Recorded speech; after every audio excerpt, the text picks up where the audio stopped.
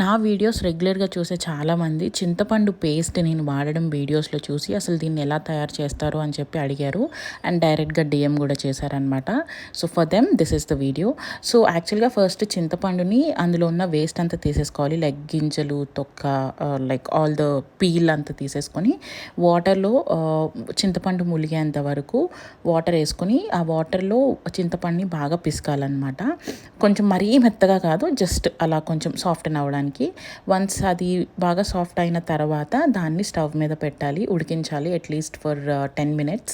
And అది బాగా ఉడికిన తర్వాత స్టవ్ ఆఫ్ చేసి కొంచెం ఆయిల్, ఎందుకంటే మనం ఇది ఎక్కువ రోజులు స్టోర్ చేస్తాం కాబట్టి ఎటువంటి వాసన రాకుండా, అండ్ కొంచెం ఉప్పు. సో ఇది మీరు ఏదైనా రెసిపీస్లో వేసుకునేటప్పుడు సాల్ట్ కొంచెం తగ్గించి వేసుకుంటే సరిపోతుంది. అండ్ అది బాగా చల్లగా అయిన తర్వాత మిక్సీలో వేసి బాగా మెత్తగా పేస్ట్ చేసుకోవాలన్నమాట. సో ఇది మనము ఆల్మోస్ట్ సాల్ట్ అండ్ ఆయిల్ వేసాం కాబట్టి 3 months వరకు అయితే నాకు స్టోర్ ఉంటుందన్నమాట ఫ్రిడ్జ్లో. చాలా ఈజీగా ఉంటుంది. ఏదన్నా సాంబార్ పెట్టాలన్నా, పప్పులో వేయాలన్నా, ఏదైనా పులుపు కూరల్లో చింతపండు తక్కువ అయింది అన్నా ఇన్స్టెంట్గా అలా వేసేసుకోవచ్చు అనమాట.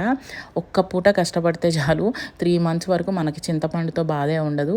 నానపెట్టాలి, చేయాలి అని చెప్పి. నాకు ఈ జార్ ఆల్మోస్ట్ ఇప్పుడు 2.5 or 3 months ఈజీగా వస్తుంది, or else more than 3 months also. మేము స్పెషల్గా పల్లీ చట్నీస్ కానీ పప్పులో కానీ ఇన్స్టెంట్గా వేసేసుకుంటాం అనమాట. ఇది రెసిపీ.